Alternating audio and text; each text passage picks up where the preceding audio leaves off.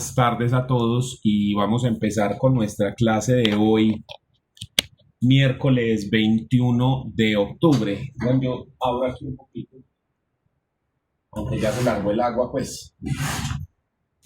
Estábamos en las clases anteriores hablando de la prueba documental y vamos a continuar hablando con esto y vamos a ver hoy el tema de la exhibición de documentos, que está regulada a partir del artículo 265 del Código General del Proceso. ¿Cómo así que la exhibición de documentos? Cuando usted tiene los documentos en su poder, los documentos se aportan con la demanda o con la contestación, cuando yo los tengo, ¿sí?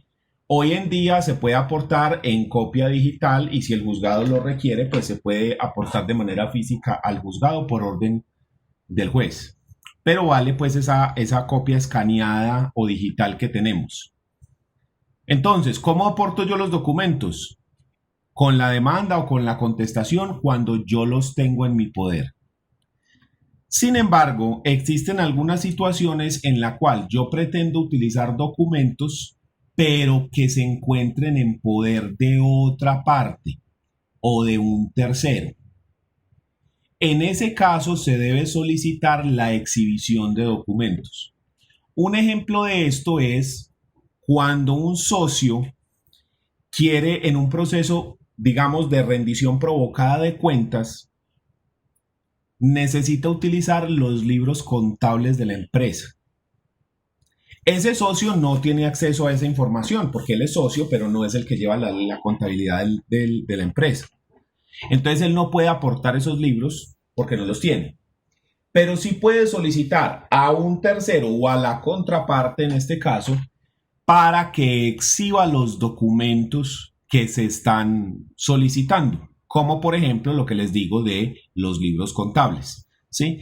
En ese orden de ideas, entonces la persona podrá solicitar la exhibición de documentos y miren lo que aquí lo dice.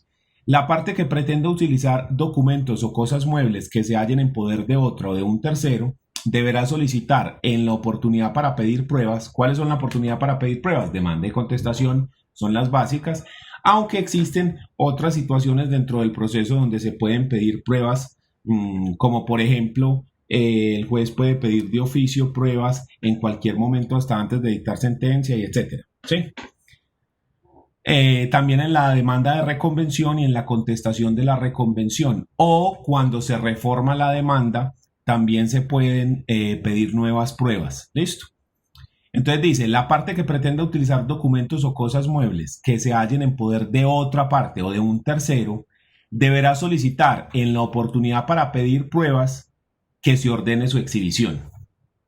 Entonces yo solicito que se exhiban los libros de comercio de la empresa para lograr determinar cuánto han sido los ingresos de la empresa, cuánto han sido los egresos y determinar si se ha administrado de manera correcta o incorrecta la empresa en estos procesos de rendición provocada de cuentas. Listo. ¿Cómo se tramita esa exhibición? Artículo 266. Dice, quien pida la exhibición expresará los hechos que pretende demostrar y deberá afirmar que el documento o la cosa se encuentran en poder de la persona llamada a exhibirlos, su clase y la relación que tenga con aquellos hechos. O sea que yo para solicitar la exhibición tengo que decir no solo que se exhiba el libro o el documento sino que tengo que decir qué es lo que yo pretendo demostrar con esa exhibición, cuáles son los hechos que se pretenden demostrar con eso. Y además debo manifestar esos libros o esos documentos o esos objetos están en poder de quién. Entonces, en las demandas y en las contestaciones nosotros estamos acostumbrados a que cuando se mencionan pruebas documentales, simplemente hacer una relación simple de cuáles son las pruebas documentales que se aportan. Déjenme, yo busco aquí una demanda y les muestro más o menos cómo sería.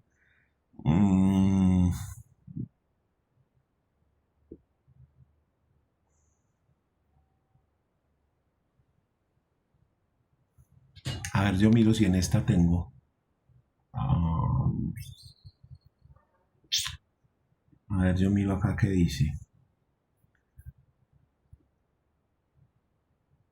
Vea, por ejemplo esta. Esta es una demanda que yo tengo de apertura de sucesión, que la presenté ya hace unos años, y entonces en las pruebas yo simplemente digo, le solicito tener al despacho como prueba los siguientes: poder para actuar en la sucesión, certificado de defunción de la causante, fotocopia de la cédula del causante y los herederos, registros civiles de nacimiento de los hijos y herederos del causante, fotocopia del predial unificado del bien, certificado de tradición y libertad de la propiedad del causante, escritura pública número tal y escritura pública número tal. Mire que es muy sencillo, es una lista súper sencilla, escueta, que nada más menciono el documento y ya.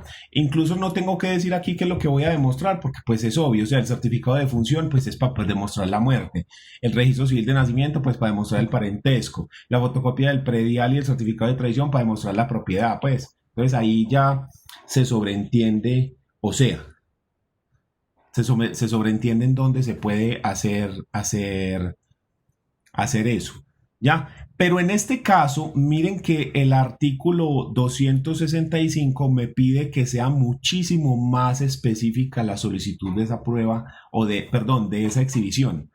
¿Ya? Y me pide que esa exhibición debe expresar cuáles son los hechos que se va a demostrar. Uno, afirmar que el documento, la cosa se encuentra en poder de la persona llamada a exhibirlos. Dos, ¿cuál es la relación que tiene esa persona con esos hechos? ¿Sí? Y si la solicitud reúne los requisitos, el juez ordena que se realice la exhibición en la audiencia inicial o en la audiencia de instrucción y juzgamientos. Es un proceso declarativo y señalará cómo se debe hacer, si se aporta antes, si se va a aportar en la audiencia, etcétera, etcétera, etcétera. Si los documentos están en cabeza de un tercero, entonces el juez, mediante un auto, le ordena a ese tercero exhibir esos documentos. Se la entrecortó, qué pena. Que se exhibe en la audiencia inicial, lo que hasta ahí le escuché. O en la audiencia de instrucción y juzgamiento. Ok, profe. ¿Ya? Para el caso del proceso declarativo, obvio está, ¿cierto? Y en el caso de que sea un tercero el que tenga los documentos, entonces el juez realiza un auto o un oficio, mejor dicho, que se le envía a ese tercero para notificarle que el juez ordena que se exhiban los documentos de tal y tal forma. Esto, por ejemplo, es muy común cuando uno solicita documentos que no están en poder de uno y que están protegidos por habeas data. Como en las sucesiones es común que si el causante tenía, digamos, un dinero en el banco, yo no puedo acceder a los extractos. Entonces yo solicito como prueba documental el extracto con el saldo a la fecha de la cuenta bancaria y le puedo solicitar al juez que ordene a esa empresa exhibir los documentos que tenga acerca de todos los productos crediticios que esa persona tenga. Porque muchas veces las personas solamente piden la cuenta bancaria, pero ¿y qué pasa si la persona tenía varios tipos de productos comerciales? Tenía cuenta de ahorros, tenía cuenta corriente, fiducuenta, tenía acciones, ¿sí me entendés? Entonces pueden ser varios productos. Entonces, ¿qué es lo que hace? Usted lo pide, si el juez considera que es procedente aceptar la prueba, entonces él hace un oficio para ese tercero donde le da la orden de que entregue la prueba el día o que la haga llegar al juzgado lo más pronto posible. Y el juez, cuando solicita esa exhibición de documentos, tiene el poder de levantar ese habeas data. Recordemos que el habeas data es una protección para datos sensibles en la cual no se lo entregan a nadie a excepción de que un juez dé la orden. Es decir, el habeas data no es omnipotente para todos los casos. No. El habeas data también se puede, digamos, levantar en caso de que el juez dé la orden de manera específica de que se levante, como lo que ocurre aquí con la exhibición de documentos. ¿Listo? ¿Qué pasa si la persona no aporta el documento? ¿sí? Si hay renuencia. Entonces acá es donde está el artículo 267 que nos da respuesta a esa preocupación, ¿sí? Si la parte a quien se le ordenó la exhibición se opone en el término de ejecutoria del auto que la decreta o en la diligencia en que ella se ordenó, el juez al decidir la instancia o incidente en que aquella se solicitó apreciará los motivos de la oposición. Ah, ¿cómo así? O sea que yo me puedo negar a exhibir un documento. Sí, pero esa negativa tiene que hacerse por medio de incidente. Es decir, en el auto que se ordena que se exhiba el documento, ese auto se notifica por estados. Dentro de la ejecutoria de ese auto, yo solicito que se abra un incidente de oposición a la exhibición. Y dentro de ¿Puedo más repetir de nuevo? Por favor, qué pena. que si yo me opongo a la exhibición de documentos, ¿cómo se hace esa oposición? Dentro del auto, perdón, cuando el juez decreta que se exhiba, él realiza un auto de ordenación de exhibir documentos. Ese auto se da por escrito, por lo tanto se tiene que notificar por estados.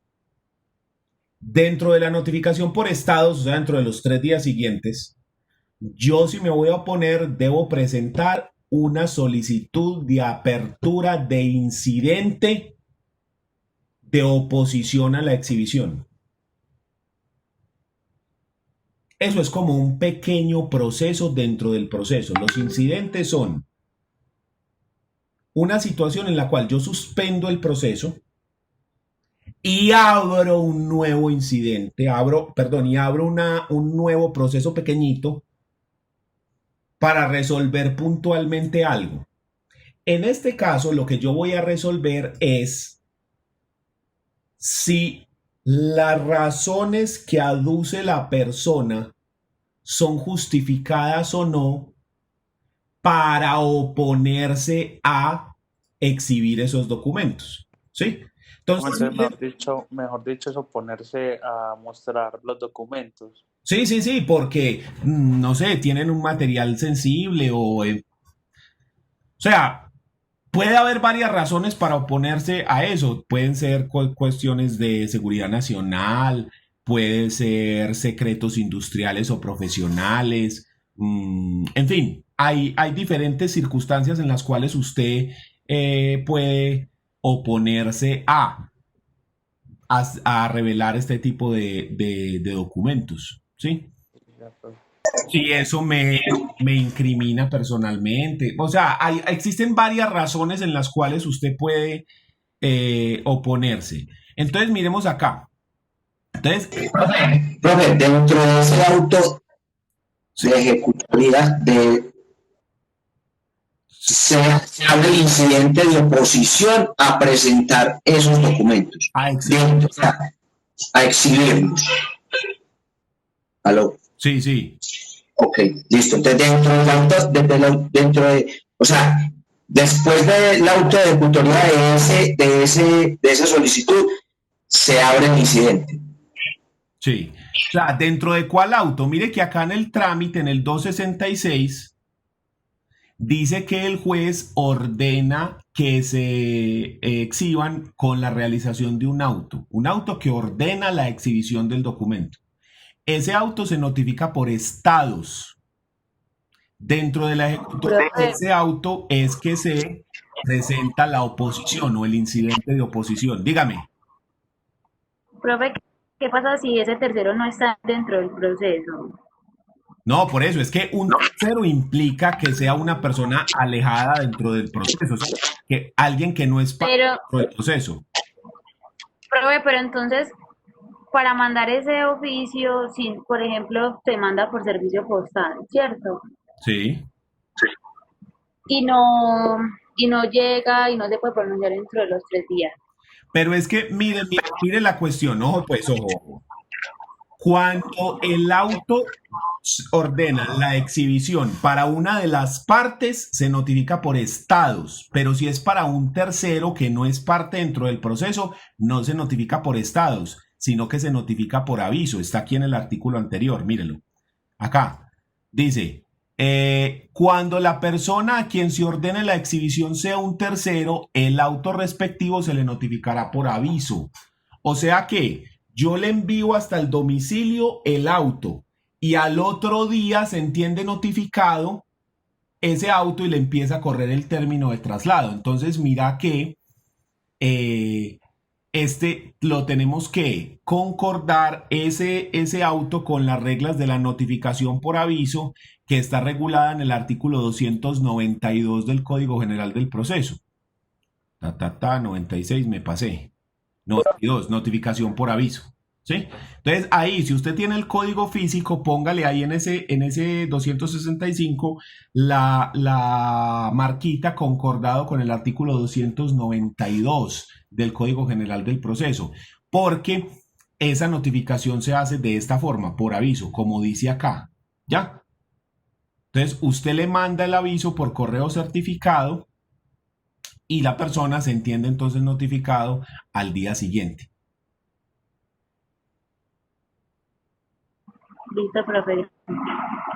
A ver, ¿y dónde estoy yo? Régimen probatorio, acá. Uy, me pasé.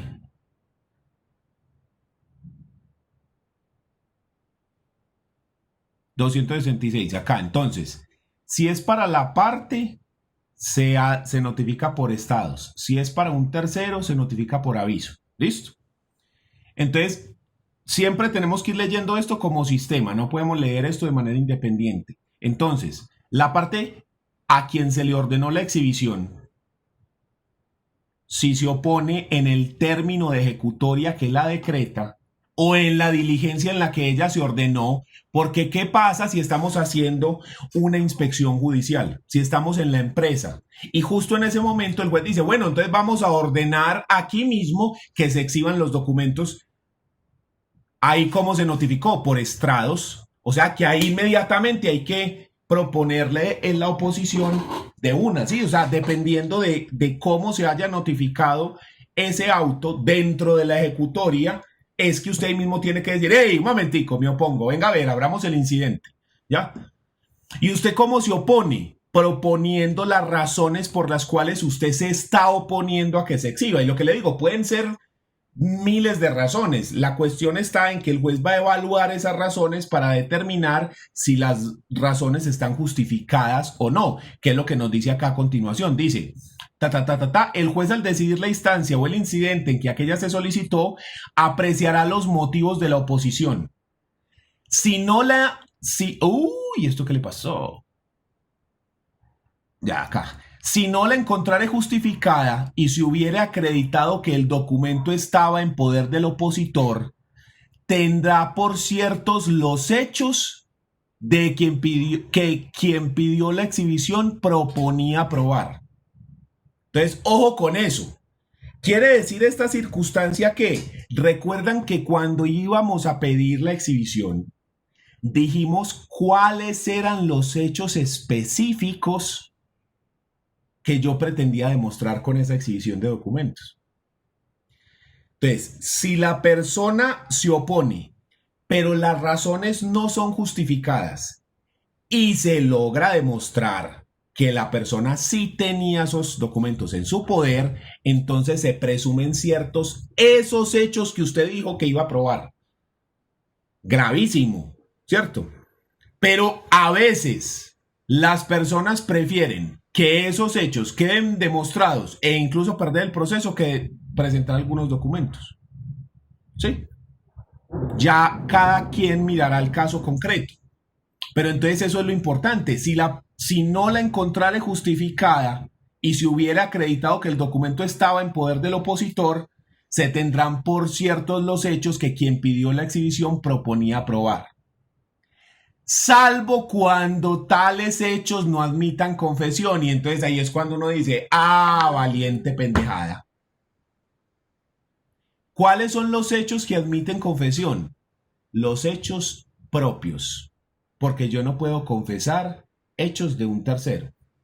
Entonces, hasta ahí el artículo iba muy bien, porque uno decía, listo, es una sanción muy buena. Si usted se opone injustificadamente, tan demostrados los hechos. Pero solo si son susceptibles de confesión. O sea que si yo no puedo probar ese hecho por confesión, porque es un hecho de un tercero, como Armando. ¿Y qué pasa si esa era mi única prueba para demostrar eso? Entonces, no sé por qué se les ocurrió al legislador ponerle esa última formulita, salvo cuando tales hechos no admitan prueba de confesión. Ya, si hubiera dejado así nomás, no era necesario más pendejadas. Dice, caso en el cual la oposición se apreciará como indicio en contra del opositor. Pues indicio de una vez, o sea, es que ¿para qué eso de que indicio en contra? No jodas, o sea, fueron sinceramente como falta de pantalones, pues ahí de hacer eso y decir, vea, sabe que se entiende probado y ya, si usted se niega y la no está justificado, se entiende probado, porque, es decir, ya hay mala fe. El juez te está dando la orden de presentar unos documentos para demostrar algo dentro del proceso y vos no lo estás presentando injustificadamente, ya hay mala fe. El castigo para mí en esa mala fe es que se entiende eso probado. O sea, eso lo puede hacer a usted perder el proceso. Ah, ya usted verá. Pero no, se entiende como un indicio grave en contra. ¿Cuál es el problema de que eso sea un indicio grave en contra? Que los indicios se desvirtúan muy fácil. Un solo hecho que me cambie un poquitico las cosas y desvirtúa los indicios. Entonces, sinceramente me parece que ahí fue demasiado tibio el legislador. Pero bueno, al menos es un indicio grave en contra. Listo, al menos. Tenemos algo, pues. No es la gran cosa, pero algo hay. Listo. En la misma forma se procederá cuando no habiendo formulado oposición, la parte deje de exhibir el documento, salvo que dentro de los 3 días siguientes a la fecha señalada para la diligencia, pruebe siquiera sumariamente causa justificada de su renuencia y exhiba el documento en la oportunidad que el juez señale. O sea, si usted deja pasar la audiencia y no lo señala, no pidió la oposición, ocurre lo mismo. A menos que usted justifique dentro de los 3 días y después presente el documento. En ese caso, no opera esta presunción. ¿Listo? Cuando es un tercero quien se opone a la exhibición o la rehúsa sin causa justificada, el juez le impondrá multa de 5 a 10 salarios mínimos. Yo también hubiera hecho extensiva esta multa a las partes, porque se supone que la sanción para la parte es que se encuentran probados los hechos. O se presume, pues, se tiene como indicio en contra. Pero si es un tercero, como al tercero no le importa que se pierda el proceso porque él no es parte, entonces lo que se hace es imponerle una multa de 5 a 10 salarios mínimos. Sí, es válida. Sí, válido, pero para mí debería también imponérsele a la parte. Por lo que le digo es que si usted no presenta los documentos y no se justifica, está obrando con mala fe. Es que ahí es donde se permiten las marrulladas. Yo sé que los hechos no son susceptibles de confesión. Yo sé que si mi cliente presenta los documentos, ahí sí quedó clavado, pero mejor dicho, del todo. Entonces yo más bien le digo, ¿sabes qué? No los presentes y no te justifiques. Como eso no es susceptible de confesión, se tiene como grave indicio, pero no quiere decir que está demostrado. Y nosotros traemos 3 o 4 testigos pendejos a que digan 3 huevonadas y ya desvirtuamos el indicio. Y ya, libres como el viento. Y aunque eso no es una millonada, pues esa multa, pero de pronto, de pronto con la doble sanción, como lo que ocurre con la inasistencia a la audiencia inicial, que lo sancionan a usted de las 2 formas, le ponen La sanción económica y la sanción probatoria, igualita esta, es la misma sanción probatoria y la misma sanción económica. Si usted inasiste a la audiencia inicial del proceso verbal que está en el artículo 371. ¿Sí? Deme un segundo, por favor.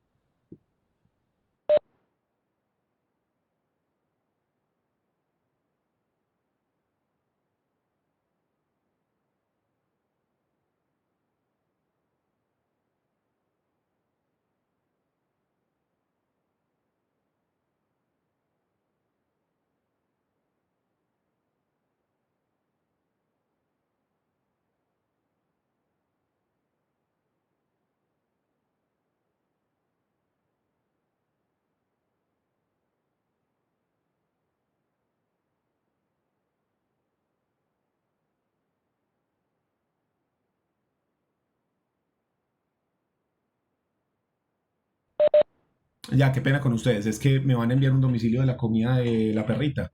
Entonces me estaban diciendo que ya enseguida salían para traerlo acá. Discúlpenme, por favor. Entonces, ¿qué estábamos diciendo? Que para la audiencia inicial, si usted inasiste, le ponen la misma sanción. Que eso está en el artículo, en el 371, no, 372 del Código General del Proceso.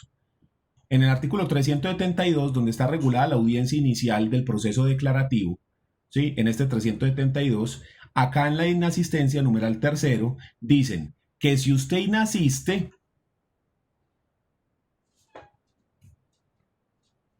consecuencias de la inasistencia, numeral cuarto, dice: la inasistencia injustificada del demandante hará presumir ciertos los hechos en que se fundan las excepciones propuestas. Y por el demandado, siempre que sea susceptible de confesión, la del demandado hará presumir los hechos susceptibles de confesión de la demanda. Pero además de eso, a la parte o al apoderado que no concurra se le impondrá una multa de 5 salarios mínimos, o sea que le ponen la doble sanción. Entonces lo que yo estoy diciendo es, si para la audiencia inicial se pone eso, ¿por qué no se está poniendo para este donde se demuestra más la mala fe que simplemente no asistir a la audiencia? Es que usted puede que no vaya a la audiencia porque, hombre, cualquier cosa, sí, se chocó, en fin, cualquier circunstancia, se largó un aguacero y no pudo conseguir usted transporte, en fin, pueden ser muchas cosas, ¿cierto? Pero en cambio aquí, no exhibir los documentos para mí es un acto claro de mala fe.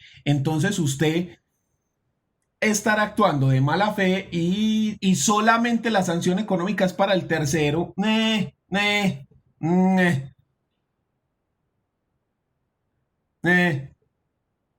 Sí, mírenlo acá, lo que yo les decía, que una de las razones, los terceros no están obligados a exhibir documentos de su propiedad exclusiva cuando gocen de reserva legal o la exhibición les cause perjuicio. Esas son varias de las razones que se pueden aducir. Entonces, ahí lo que yo digo es eso, que le faltó como al legislador darle un poquito más de dientes a los jueces para evitar que las personas se pongan la justicia de ruana. Básicamente es eso, ¿ya? Porque sí hay casos en los cuales las personas prefieren asumir ciertos riesgos dentro del proceso que actuar de otra forma. Esas son las marrulladas por las cuales los abogados tenemos la fama que tenemos, por cosas como esa. Donde yo le digo, no, vas a exhibir, ve, más bien porque entonces la única sanción es esta, y luego eso lo volteamos aquí, ya. En cambio, si de pronto hubiera multa y toda la cosa, sí me entienden, entonces de pronto más fácil se pudiera lograr pues ahí alguna cosa. Pero bueno, entonces esa es la exhibición de documentos. Listo. Hablemos de la tacha de falsedad de los documentos. ¿Qué quiere decir esto? ¿Qué pasa si yo presento o si se presenta un documento y yo considero que el documento es falso o que parte de su contenido es falso o que el documento ha sido adulterado, ¿cierto? Que no se concuerda con la realidad de esa prueba documental? En ese caso, se puede proponer una tacha de falsedad sobre esa prueba documental. Esa tacha de falsedad está regulada en el artículo 269, ¿sí? Existen dos cosas, la tacha de falsedad y el desconocimiento de documentos. Son dos figuras. Mire que acá dice 5, tacha de falsedad y desconocimiento de documento. Artículo 269. La parte que se atribuye a un documento afirmándose que está suscrito o manuscrito por ella podrá tacharlo de falso en la contestación de la demanda, si se acompañó con esta, y en los demás casos en el curso de la audiencia en que se ordene tenerlo como prueba. O sea, que si se presenta un documento con mi firma o que se aduce que yo hice, yo lo puedo tachar de falso, bien sea en la misma contestación o en la audiencia donde se haga válido o se tenga como prueba ese documento.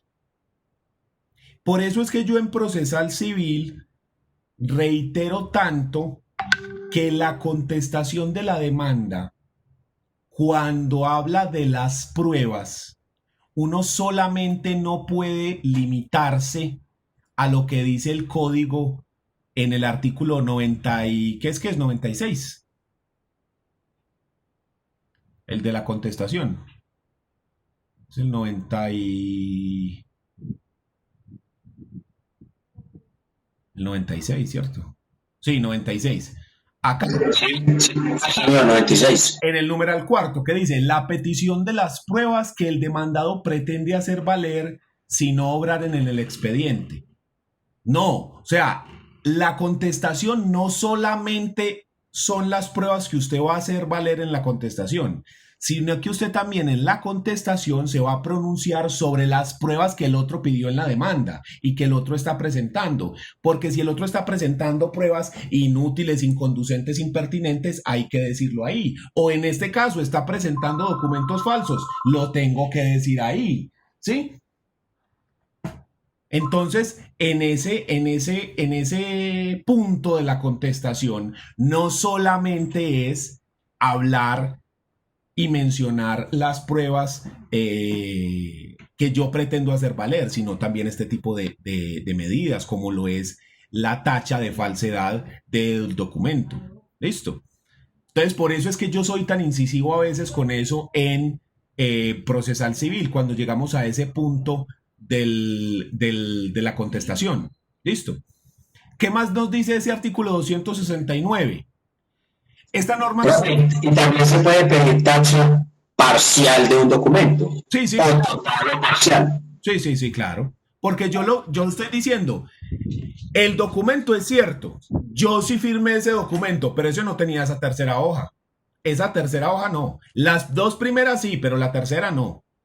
¿Sí? Sí, claro, perfectamente se puede hacer.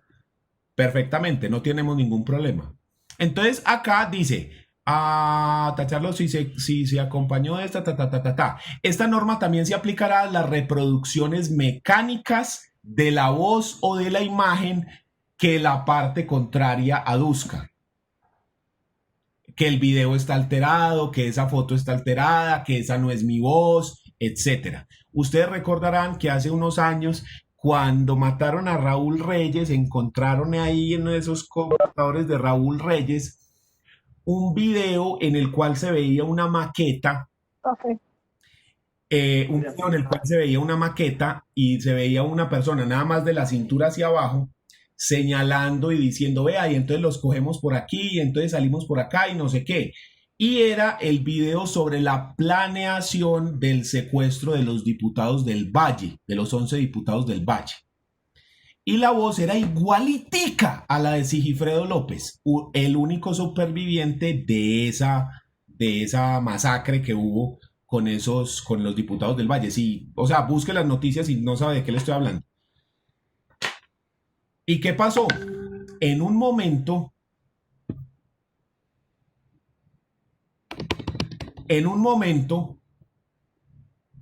se dijo que era Sigifredo el que había planeado y el que había hecho toda la pantomima y que él se había salvado porque él era el que lo había planeado y él estaba con las FARC. Y esto se armó un peo gigante y todo el mundo salió diciendo que, mejor dicho, que ese era el Judas, que el traidor, que, mejor dicho, el peor ser humano de la historia. Pues, ¿cómo le parece que se dijo que esa no era la voz de él? Les tocó mandar eso a España, donde se hizo un análisis computarizado para determinar si la voz que aparecía en el video, porque solamente se veía de la cintura hacia abajo, si era la voz de Sigifredo López o no. Y entonces, en ese estudio se logró demostrar que no era la voz del man. Y entonces la fiscalía, ¡ay, qué pena! ¿Sí? Después de que le dañaron la imagen al tipo. Pero básicamente es lo mismo. La persona dice, un momentico, esa no es mi voz, esa no es mi imagen, eso está retocado, eso es falso, ¿sí? Entonces habrá que demostrar eso. Denme un segundo, por favor, que me llegó el domicilio. Denme un segundo, ya vuelvo. Ya, listo, qué pena con ustedes. Pero estaba recibiendo ese domicilio, disculpen. Entonces continuamos. Entonces le estaba contando ese caso de Sigifredo y efectivamente se dijo que no, que esa no era la voz del man, que no era y que no era. Entonces eso es, obviamente eso es un caso de penal, pues, pero digamos es lo que es lo primero que se me vino a la mente cuando uno piensa en un efecto un ejemplo de esta circunstancia, ¿sí? Que también se aplica a las reproducciones mecánicas de la voz o de la imagen de la parte contraria contra quien se aduzca. No se admitirá la tacha de falsedad cuando el documento impugnado carezca de influencia en la decisión. O sea, un documento ahí pendejo que no tiene mucha relevancia. ¿Por qué no se admite esto? Economía procesal, básicamente. Y no solo lo puede hacer la persona directamente, sino los herederos. ¿Listo? ¿Cómo se tramita una tacha? Artículo 270. Quien tache el documento deberá expresar en qué consiste la falsedad y pedir las pruebas para su demostración. Entonces, lo que vos decías, Andrés, deberás expresar qué es, o sea, en dónde es que está la falsedad, cuál es el punto específico donde está la falsedad y qué pruebas. Entonces, aquí se puede pedir, por ejemplo, la prueba esta de la firma, que lo miran, ¿cómo se llama eso? Un grafólogo, que miran la firma y entonces dicen, vea, que ta. O se puede pedir la firma, una prueba pericial sobre la tinta. Yo recuerdo mucho que el notario 29 anterior, no el actual, el anterior notario 29, que la notaría 29 queda donde hoy en día es la notaría 19, ahí en el rompoy de la 80 con la 30, con una cuadrita para acá, llegando al consumo. Ahí quedaba la notaría 29, hoy en día es la 19. Y me acuerdo que cuando yo iba a hacer presentaciones personales o a hacer cualquier cosa, el notario firmaba con una pluma, pero me acuerdo que era muy particular porque la tinta que el tipo utilizaba era una tinta de un color como cafezusco raro, ¿sí? Y entonces yo en alguna vez, porque a mí me gustan mucho los colores y las plumas y todas esas cosas, entonces en alguna vez recuerdo que yo llegué y no me aguanté y le pregunté al notario, Doc, ¿y usted dónde consigue esa tinta? Porque me parece muy bacano el color. Y me dijo, no, yo esa tinta la mando a hacer de manera específica. Porque si en algún momento me toca tachar de falsedad algún documento, esa tinta está creada con una fórmula química específica, ¿sí? Tanto de tinta de este material, tanto de tinta de este material, tanto de tinta de este material. Entonces, si alguien quiere falsificar una firma de ese señor, él podría solicitar el dictamen pericial sobre la composición química de la tinta y él demostrar que con los documentos que él firma con la pluma tal, él utiliza la tinta con la fórmula química que yo me quedé como, uy, ¿cómo? Incluso en la maestría, también hablándonos de este tema, una persona experta nos dice que si usted quiere tener más seguridad en los documentos, nunca firme las cosas con marcadores como Sharpies y demás, que muchas veces ustedes han visto que las personas a veces, sobre todo notarios, me ha tocado a mí, que firman con un Sharpie, porque mientras más grueso es el trazo, es más difícil para un grafólogo notar las particularidades que se dan cuando usted hace una firma o cuando usted está escribiendo a mano algo. Entonces nos decía que en la medida de lo posible se utilice un trazo delgado, porque así es mucho más fácil determinar esas particularidades, los temblorcitos, el trazo hacia dónde se hizo, la presión que se le hace en algunas partes, ¿sí? Y eso lo pueden hacer peritos, lo que le digo, grafólogos que miran y evalúan esos trazos y demás, o pruebas químicas como lo que le digo de la composición de la tinta, que a mí me llamó mucho la atención en ese caso con ese notario y me quedé como, ¡oh! ¡Jue madre! Vea este man. Y también era que a ese notario lo investigaron muchas veces, le llevaron muchas ganas en muchos procesos y lo investigaron muchas veces y en todas el tipo salió avante demostrando que él no había cometido ningún acto ilícito ni nada.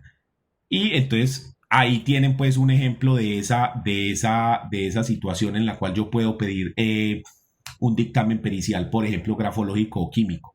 ¿Cierto? Entonces, usted tacha de falsedad el documento, dice en qué consiste la falsedad y presenta las pruebas, pide las pruebas con las que usted va a hacer valer y va a demostrar que eso es falso. No se tramitará la tacha de falsedad que no reúna esos requisitos, o sea que usted simplemente no puede decir eso es falso y el que el otro demuestre que eso es de verdad, demuestre que yo sí firmé eso. Usted tiene que decir en qué consiste y usted tiene que probar carga de la prueba. Recordemos que nosotros estamos en un sistema donde hablamos de una carga dinámica, es decir, yo presento y yo digo, es que Andrés me debe 100 millones de pesos, pruébelo, mire el pagaré firmado. Y Andrés dice, esa no es mi firma. Entonces es a él al que le corresponde demostrar. No es a mí al que me corresponde demostrar que esa es la firma de él, es a él.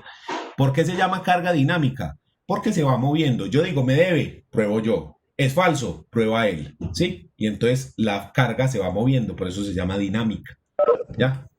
Que la gente confunde el fenómeno de la carga dinámica, en el que la carga se va moviendo de un lado al otro, con la inversión de la carga.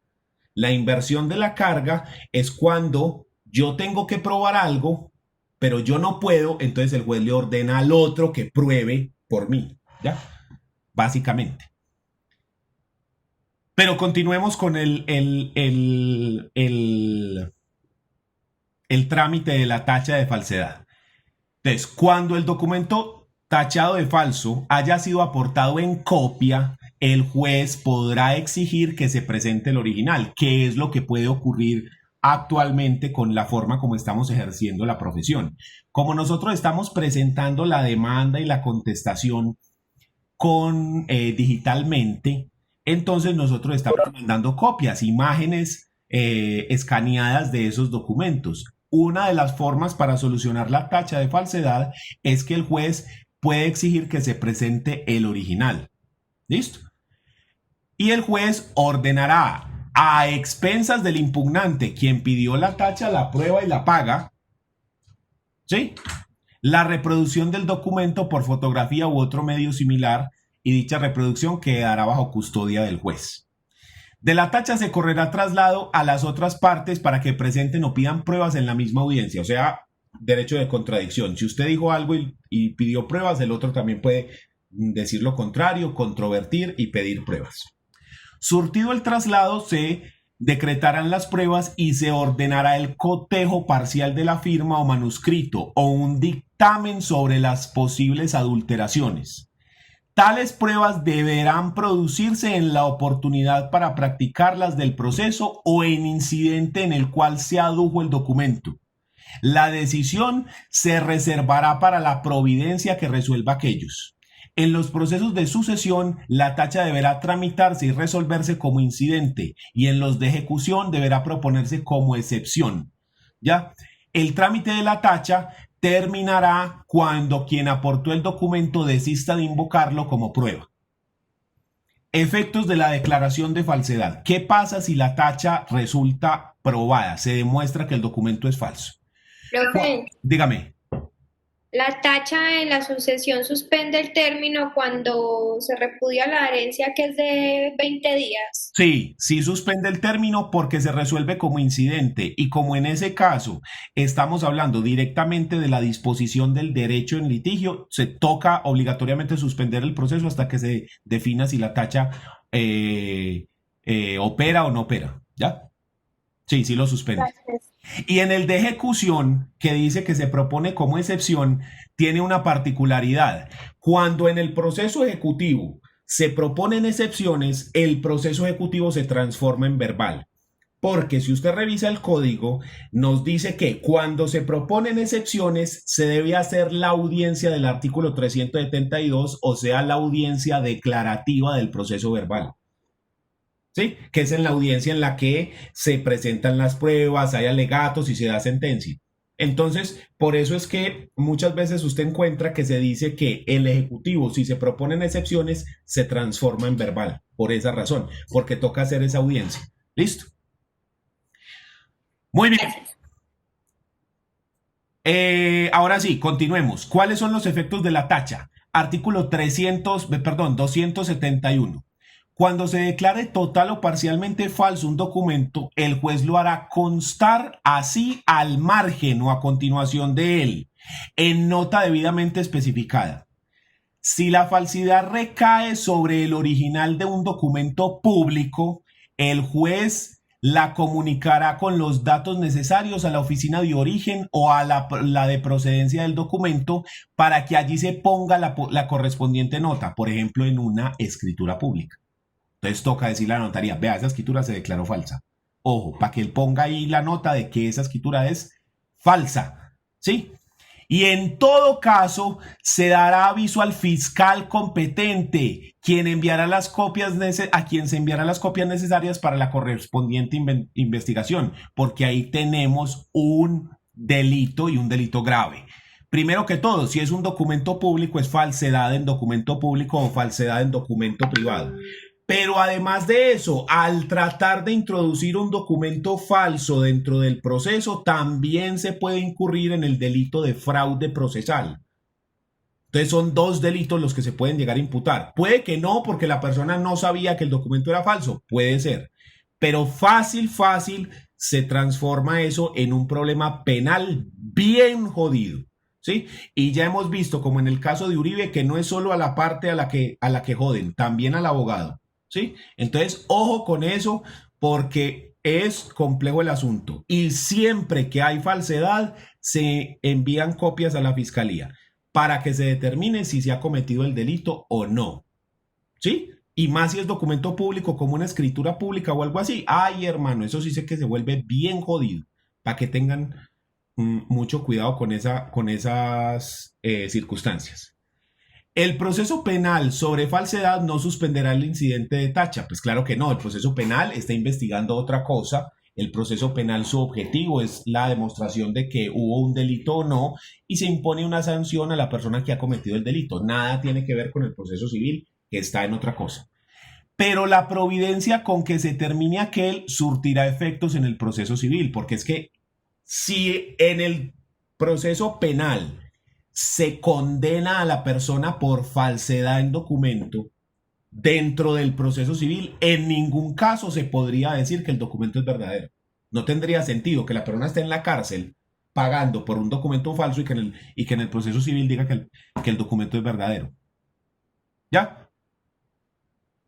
Y obviamente, si se declara falso el documento, obviamente no se puede tener en cuenta dentro del proceso para la decisión final. Eso pues no había ni falta decirlo, pero...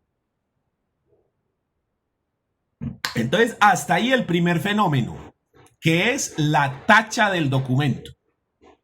Y ahora viene el segundo fenómeno, que es el desconocimiento del documento, que es otra figura diferente. ¿Ya? La primera fue la tacha del documento y ahora vamos a hablar del desconocimiento del documento, artículo 272 del Código General del Proceso. En la oportunidad para formular la tacha, la parte a quien se atribuye un documento no firmado ni manuscrito por ella podrá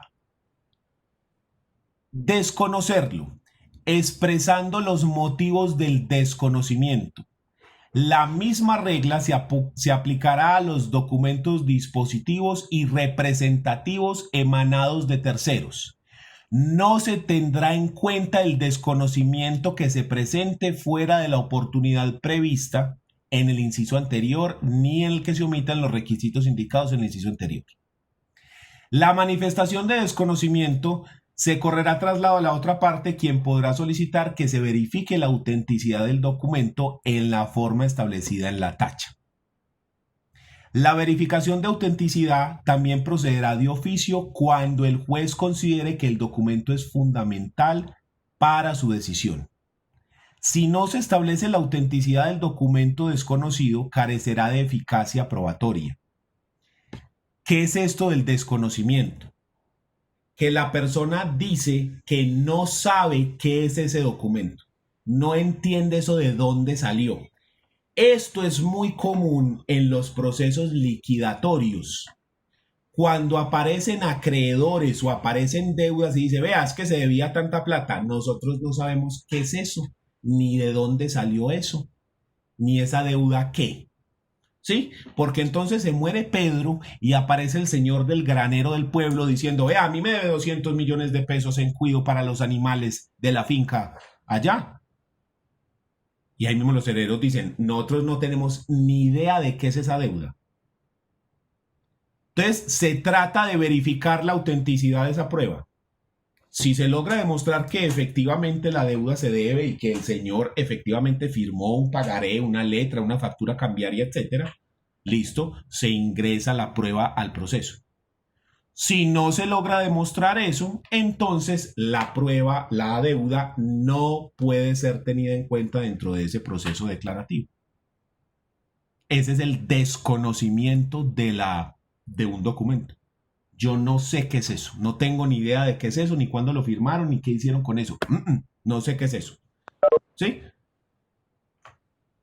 No es como la falsedad donde se dice lo que está ahí es mentira, sino que aquí en este caso lo que se dice es se desconoce eso cuándo se dio, cómo se dio, por qué se dio, no sé de qué me estás hablando. ¿Ya? Y tiene prácticamente los mismos efectos que la tacha de falsedad, ya que si no se establece la autenticidad del documento, carecerá de eficacia probatoria. El desconocimiento no procede respecto de las reproducciones de la voz o de la imagen contra la parte contra quien se aducen. Ahí, ¿qué es lo que procede? La tacha de falsedad, ¿sí? Ni en los documentos suscritos o manuscritos por dicha parte, respecto de los cuales deberá presentarse tacha y probarse por quien la alega. ¿Listo? Pero sí. Dígame. Pero entonces yo lo que pasa es que yo no entiendo muy bien cómo funciona, ahorita solo estoy aprendiendo lo de sucesiones, pero en ese caso que usted mencionó, entonces, ¿qué hace ese acreedor? ¿Se queda sin poder cobrar lo que le deben? Si se le desconoce la deuda, sí, se queda sin, o le tocaría iniciar un proceso ejecutivo o declarativo aparte a la sucesión y en ese proceso demostrar que efectivamente esa deuda es real, porque dentro de la sucesión no logró demostrar que la deuda es real, la deuda es válida, ¿sí? Porque las partes desconocieron el documento, desconocieron el pagaré, la letra, la factura o lo que sea que haya presentado. Pero grave, porque Sí. generalmente los herederos no conocen las deudas del causante. Sí, Muy lo que pocas pasa, veces. lo que pasa es que hay algunas veces en las que es muy fácil demostrarlo. Por ejemplo, se hizo una hipoteca por escritura pública con reconocimiento biométrico. Pues ahí, ¿qué vas a decir que si eso tiene la firma, la foto del señor allá?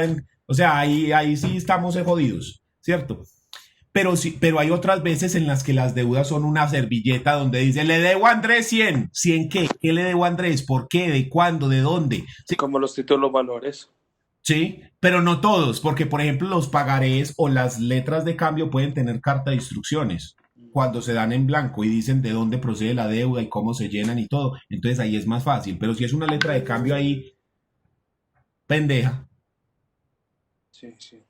Sí, entonces, sí, eso es grave, eso es muy jodido y muchas veces se da, sobre todo en las sucesiones, que los acreedores quedan en la olla, jodidos. Y no pueden cobrar su acreencia en la sucesión, ¿Qué puede hacer ese acreedor entonces?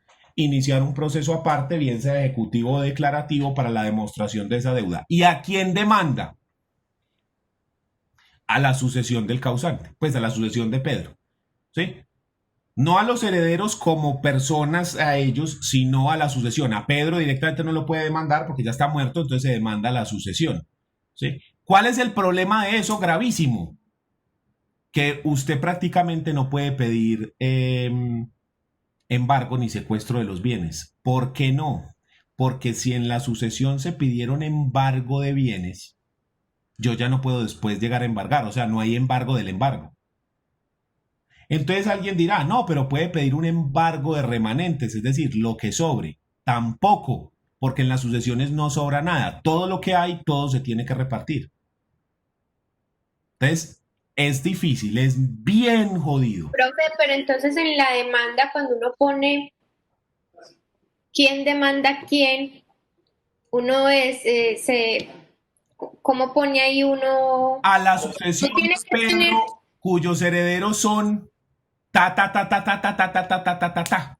O sea que si se demanda son los herederos, no tanto la sucesión. Pero ellos no responden con su patrimonio directamente, sino con su derecho herencial, ¿ya?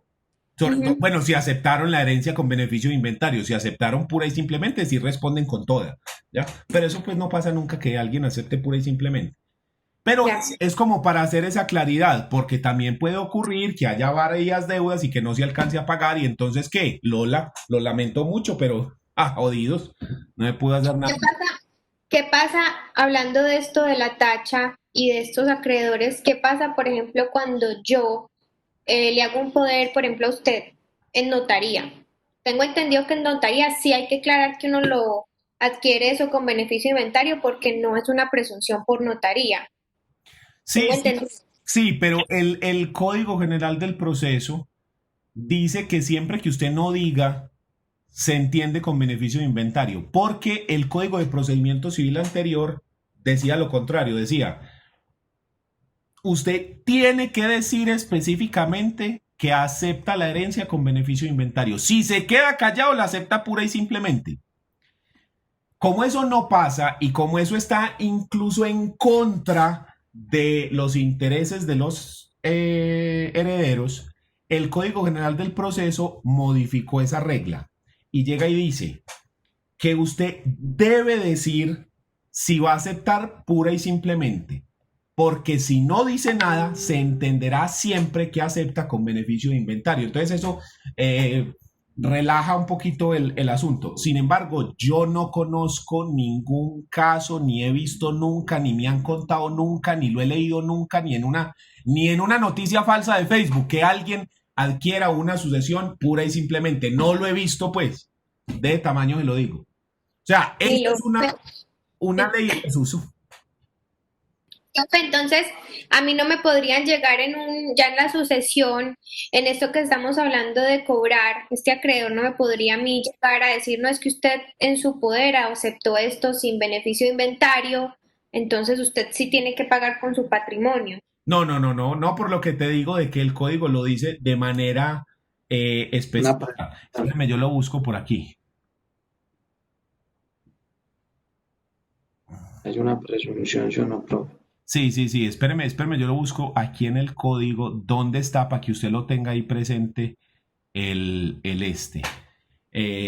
demanda, eso debe estar por acá. Disposiciones de la sucesión.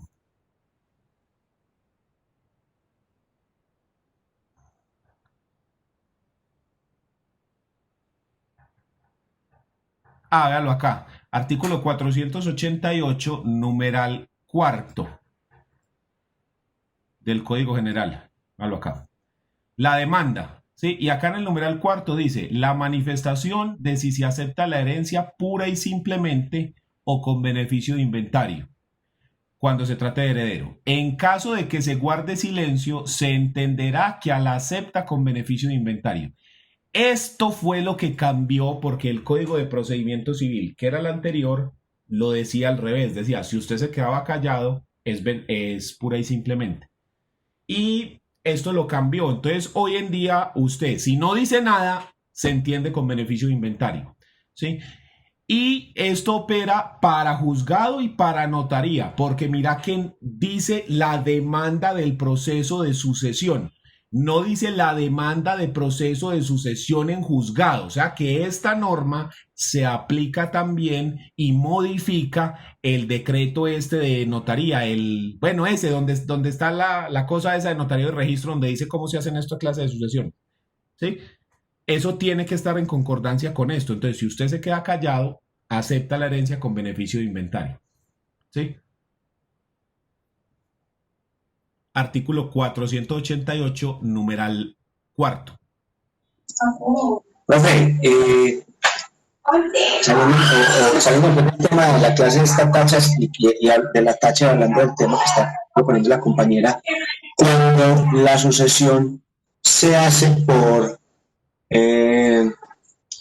representante o curador,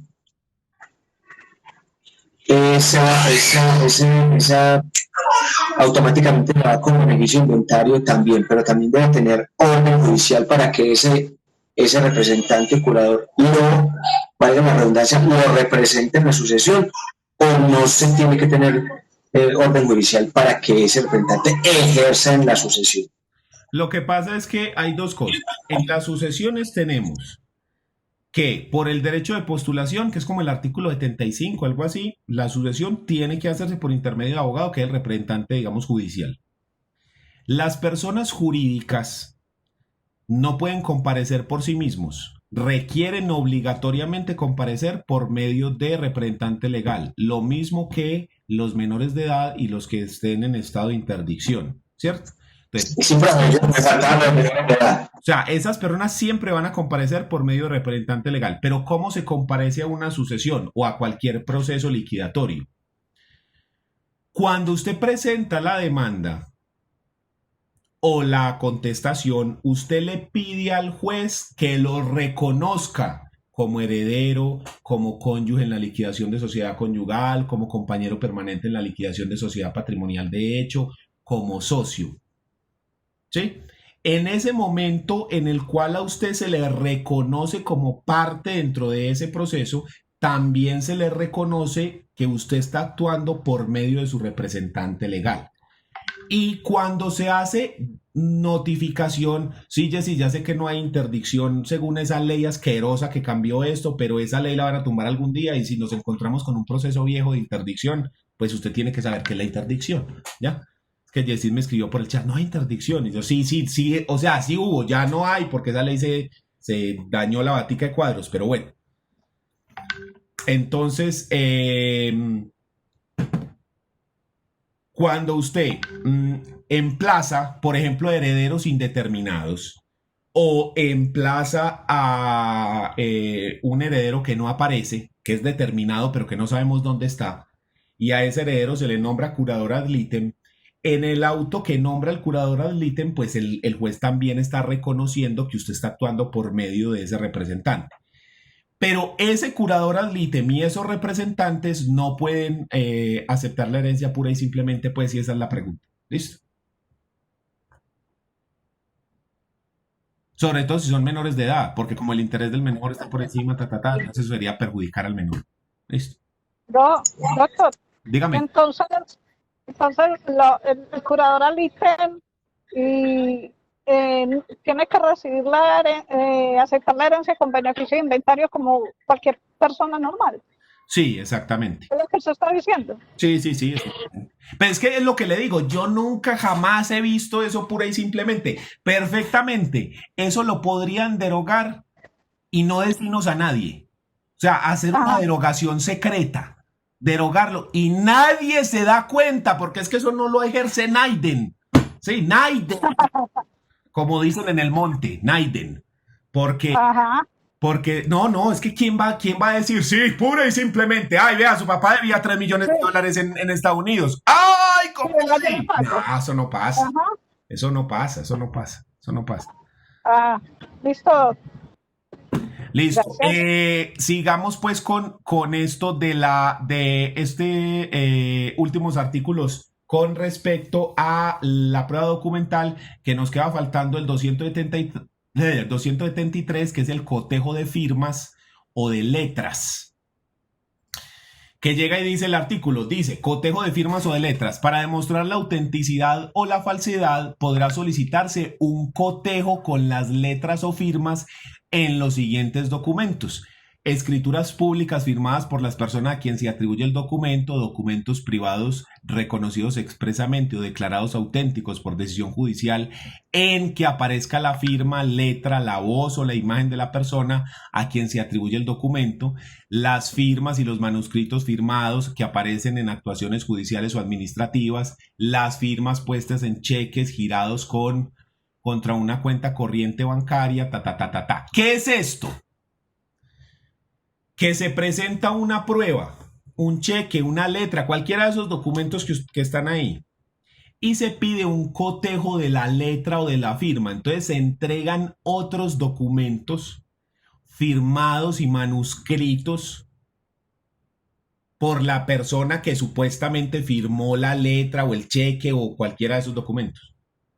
Y un grafólogo coteja los dos documentos, las dos firmas, las dos letras, y determina si los documentos provienen de la misma persona o no.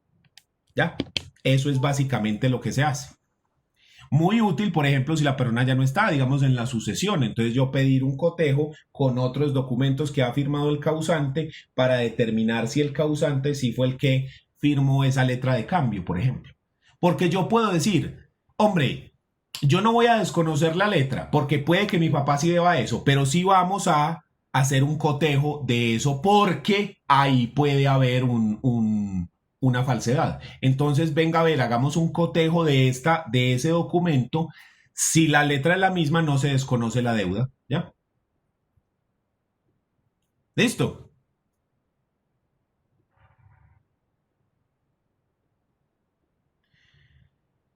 Y ya lo último que trae el código después de eso, dígame, Tengo otra pregunta. dígame.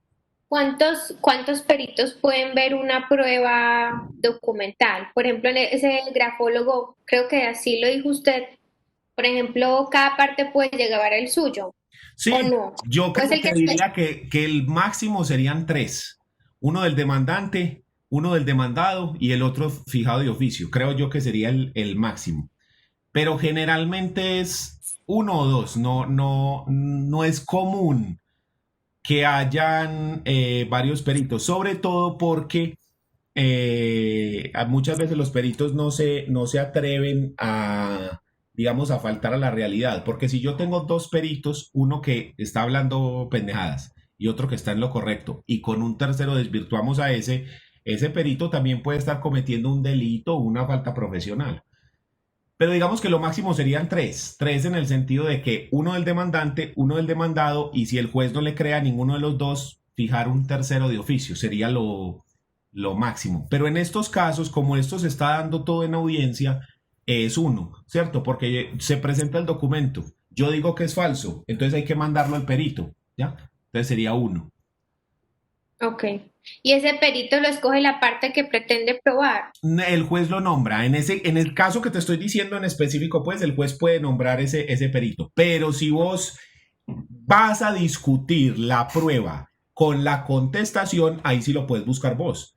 Y ahí vas con todas las de la ley, porque vos buscaste el perito, ¿sí? El perito te da el dictamen y vos lo aportás junto con la contestación. O sea que vos ya llegas golpeando así, pero durísimo. Pero si se da en medio de la audiencia, si en la audiencia llega y se pone el documento y venga que lo tachamos y venga que entonces se nombra de la lista de auxiliares de la justicia. Listo, gracias. ¿Y lo pagará quién? La parte que está interesada en la tacha o la parte que está interesada en eso. Pero lo más interesante es esto que viene aquí al final con las sanciones al impugnante vencido. Cuando la tacha de falsedad se decida en contra de quien la propuso, o sea que el documento sí era válido, que el documento sí era verídico, se condenará a a pagar a quien aportó el documento el valor del 20% del monto de las obligaciones contenidas en él, o el 10 o de 10 a 20 salarios mínimos legales mensuales vigentes cuando no represente un valor económico. Hágame el favor y báileme ese trompo en una uña. ¿Quiere decir esto qué? Si yo propongo la tacha, ahí como para ganarme un tiempo, para discutir, para pescar en río revuelto, y pierdo, mire la clavada que me meten. El 20%, la cláusula penal, me la pueden cobrar ahí. O sea, aparte de los 100 millones de pesos que estaban en el pagaré, el 20%, otros 20 más. O sea, mucho cuidadito con eso. ¿Sí? Sobre todo, adviértale al cliente. Porque el cliente dice, no, tacha, es que eso no es así. Usted, ojo pues, yo propongo la tacha y ojalá eso quede por escrito. Yo se la propongo, pero pilas que si eso sale en contra y demuestran que el documento sí es real, te pueden clavar esa sanción. Y después no me venga a decir a mí que es culpa mía, que yo no hice mi trabajo ni nada. Ojo pues, pilas, ¿sí? Y es que es el 20%. O de 10 a 20 salarios mínimos, si no tiene contenido económico. O sea, hágame pues el bendito favor, que es duro la sanción, ¿sí? Porque imagínense un contrato entre dos empresas, entre el Éxito y Nutresa, por ejemplo, imagínense los valores de esos contratos, qué sabrosos, para que le claven el 20% adicional. ¡Ay, papá! Nada Doctor, más en pero estos días estaba yo escuchando que Microsoft compró a Bethesda y otros estudios de diseño de videojuegos por $7.500 millones. ¿Usted se imagina el 20% de eso como sanción? $7.500 millones en ese negocio. ¡Ay, ay, ay! Más bien se queda uno calladito. Sí, entonces eso es importante uno decírselo a el cliente, decirle, ojo, pilas que míralo, y léaselo, lee el artículo, ¿sí? Véalo. Artículo 274. El 20% del monto de las obligaciones contenidas en el documento o de 10 a 20 salarios mínimos cuando no representen. Para que esté. Y pilas con cuando el apoderado judicial formule la tacha sin autorización expresa de su mandante, será solidariamente responsable del pago de la suma a la que se refiere el inciso anterior. Para que usted no se ponga de graciosín, sino que esto hay que decirle, proponemos la tacha, mire la sanción, ojo pues, y ojalá quede por escrito eso si se puede. Porque si no, usted es solidariamente responsable con el cliente. Y eso puede ser mucha plata. Entonces, ¿cómo hacemos nosotros los abogados? Claridad, claridad, claridad. Siempre ser claro con el cliente. Siempre decirle cuáles son los pros y los contras. Mostrarle todos los escenarios. Para de esa manera evitarnos complicaciones.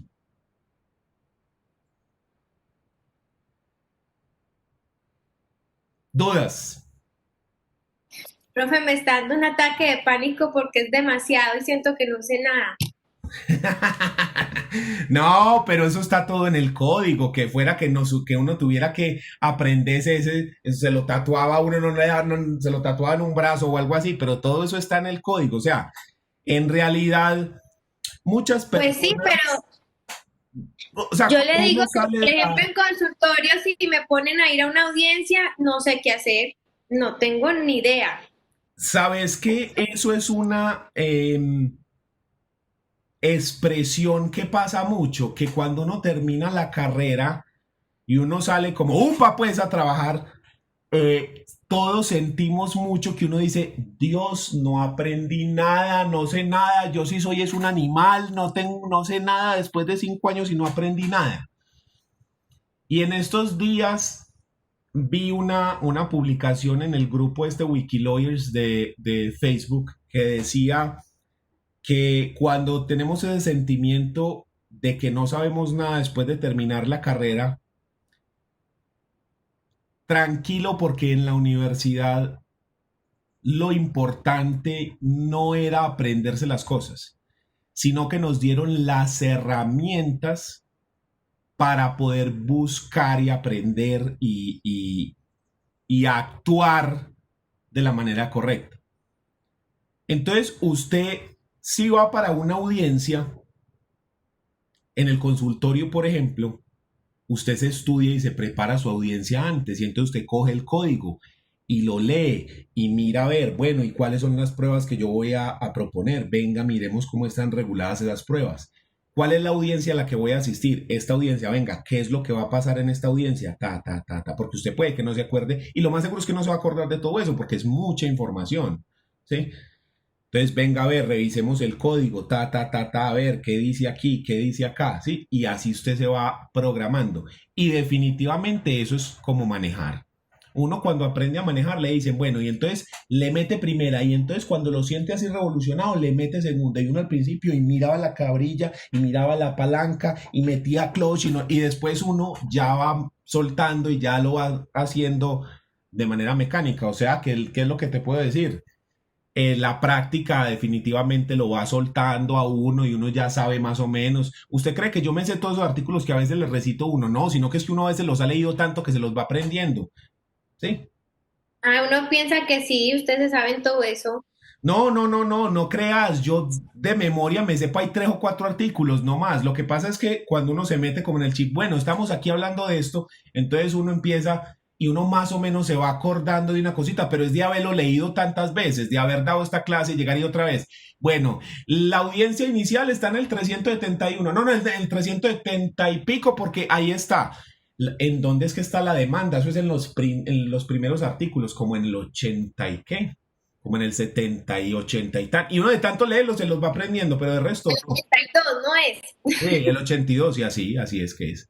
Entonces yo, por ejemplo, me sé de memoria el 82 porque ahí es donde está, y 2 o 3 del Código Civil, porque ese sí que tiene bastantes. La clave es saber buscar, que usted decir, listo, a ver, entonces ¿cómo busco yo? Ah, venga, eso está en el libro tal, que es el de los procesos, y acá en el primero está el declarativo, listo, Vea, la audiencia inicial, pam, y usted empieza a leer así. Esa es la clave de eso.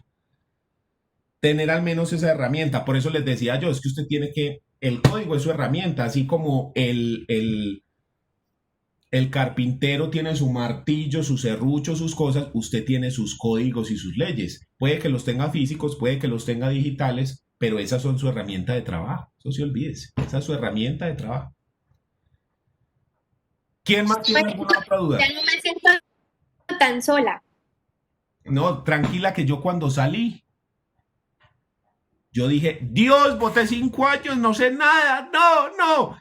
Pero es como una depresión postparto que le pasa a las madres cuando recién han tenido un niño. Pero después a uno se le pasa eso y uno dice, no, venga a ver que yo sí sé, venga a ver que, venga, ah, claro, mire que aquí está tan. Sí, uno sí se le van quedando. Lo que pasa es que aquí en esta carrera hay demasiada información, pero la clave no es aprenderse esa información de memoria, sino saber, primero analizar, o sea, tener pensamiento crítico, saber analizar lo que se está diciendo. Segundo, saber manejar las herramientas, saber las leyes, en qué orden están, que la constitución arriba, que que sí. Y obviamente no metes en lo que uno no sabe. Por eso yo lo digo siempre, yo soy abogado y soy especialista en derecho de familia y en derecho civil. Si a mí me llegan procesos penales, procesos laborales, yo en eso no me meto, porque como eso yo no lo estudio, o sea, yo terminé la carrera y no volví a coger nada que tuviera que ver con laboral, penal o administrativo. Si yo me sentara a estudiar y a leer cosas, seguramente uno se aprende mucho de eso, pero yo no lo he hecho, entonces uno se va desactualizando de eso. ¿Y eso qué genera? Que usted se vuelva incompetente para esos temas. Entonces uno tiene que ser claro con el cliente en ese sentido. Porque es que los abogados son como los médicos, nos especializamos. Un cardiólogo sabe muchísimo de muy poco. ¿Sí? ¿De qué partecita? Vea, este pedacito del cuerpo. Usted llama a un amigo cardiólogo y le dice, imagínate que me dio COVID, ¿qué me tomo? ¿Y ese man qué le va a decir? Agua panela con limón, miel. Acetaminofén, sí, porque ese no es su especialidad. Lo mismo ocurre con nosotros. Y eso es parte, yo creo que de la ética profesional. Usted se especializa en un tema y decirle al cliente, hey, mi especialidad es esta. Entonces, yo, por ejemplo, lo que tengo es amigos que manejan diferentes temas. Entonces, a mí me llega algo que tenga que ver con derecho comercial y llamo a Harold. Ve a Harold, ahí te voy a recomendar a esta persona.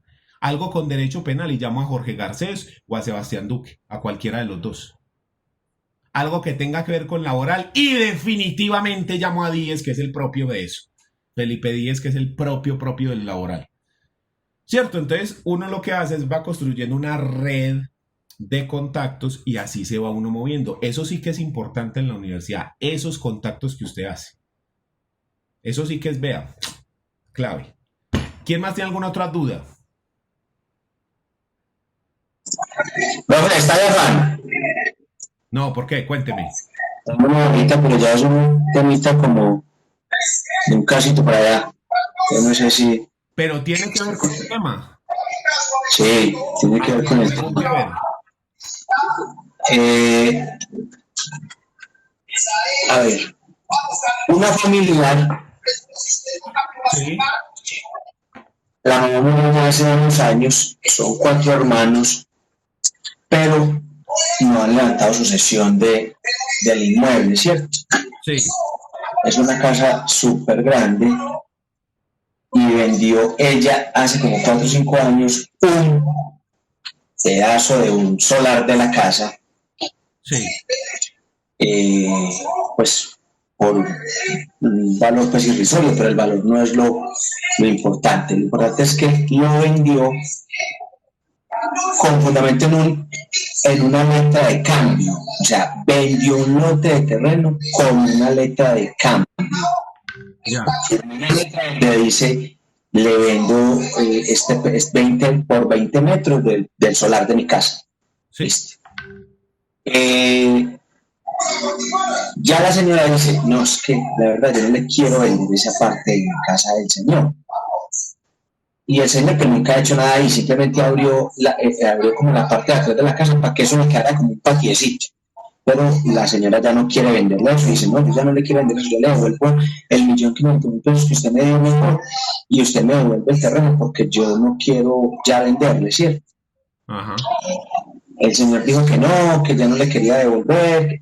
Entonces ya le dijeron, bueno, usted no ha levantado sucesión, usted no podía vender eso sin haber levantado sucesión, o si lo vendió hay que mirar cuando levante la sucesión qué porcentaje le vendió al señor. Bueno, se convirtió en como un chicharrón en eso. Pero el señor fue a la inspección de policía de un pueblo y le interpuso una querella. Sí. No tengo conocimiento de los aspectos que relaciona la querella, pero sé que le interpuso la querella porque el señor que busca no devolverle el pedacito de tierra. No sé si esa querella se puede responder argumentando de que como es una sucesión no podía vender todavía porque no se ha levantado la sucesión. Es una venta de cosas, aunque acá se puede la venta de cosas ajenas, pero no se ha levantado la sucesión, entonces no podría, entre comillas, vender todavía ese pedazo de tierra. Sí. Aparte de eso, no cumple los requisitos de la venta de un inmueble. ¿Por qué? Porque es que un bien inmueble no se protocoliza la venta con una letra de cambio. O sea, se tiene que hacer, me imagino que una promesa desde el 1611 del artículo del Código Civil. Y se tiene que hacer escritura pública. Aparte de eso, tiene que hacer una escritura pública. Bueno, tiene que cumplir con una solemnidad de sus procedimientos para vender un bien inmueble. Entonces, no se hizo con esas solemnidades.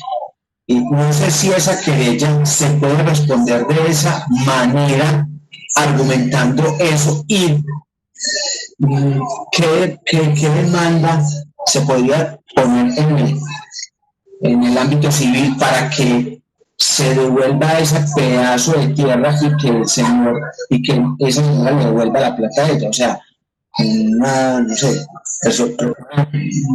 resolución del negocio, no sé. Hay resolución del negocio por un lado, reivindicatorio de bien inmueble por otro lado, ¿sí? Sí se podría responder eso de esa forma, pero, es decir, ahí el problema es que ellos hicieron un negocio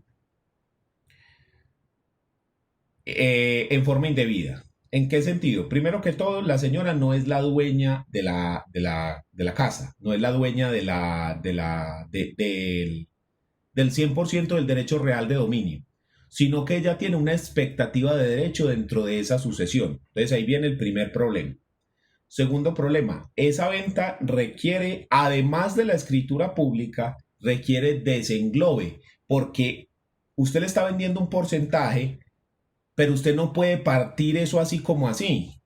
Para eso se necesitaría un proceso divisorio o una división material y desenglobar, hacer un reglamento de propiedad horizontal donde se dice que ese bien no hace parte, ¿sí? Y poder vender ese pedazo. Entonces, como ese negocio no se hizo en la forma indebida, aún habiendo un escrito privado o una letra de cambio, no se puede hacer valer ese negocio realmente. Si la persona no devuelve en la propiedad ese pedazo del territorio, del bien, entonces obviamente reivindicación de bien. ¿Y quién lo pueden hacer? Todos los herederos, reivindicación de bienes herenciales. Es que ahí no hay una venta real de ese inmueble, o sea, ahí lo que hay es un acuerdo privado.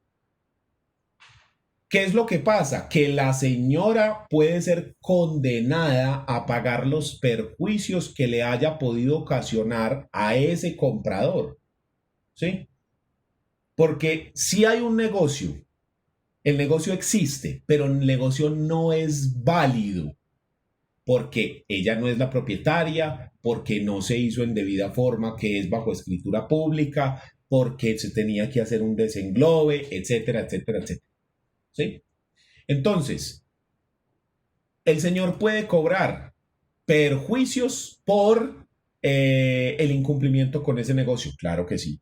¿Cuánto? La cláusula penal que se haya establecido. 20% generalmente.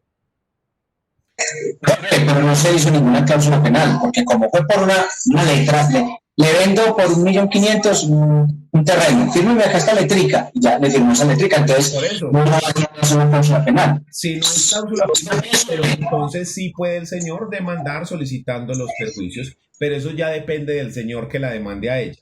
Los otros herederos pueden demandar, lo que te digo, solicitando la reivindicación de ese bien inmueble porque ella no era la propietaria y para que eso se devuelva a la sucesión. Y en la sucesión ya sí repartir.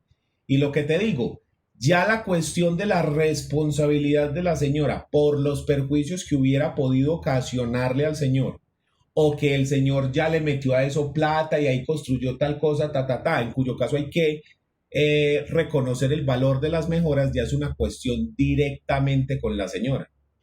¿Cuál es el problema? Que si el señor realizó mejoras sobre el bien, él puede acreditar el derecho de retención. Es decir, no devolver el bien, sino hasta que le sea reconocido el pago de las mejoras efectuadas a ese bien. ¿Ya?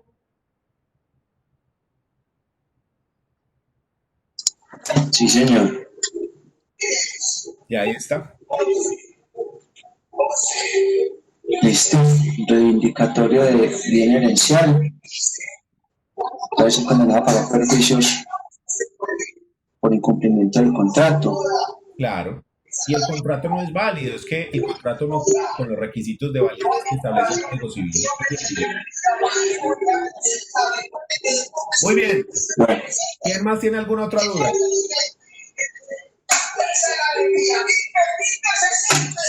profe, muchas gracias. De nada.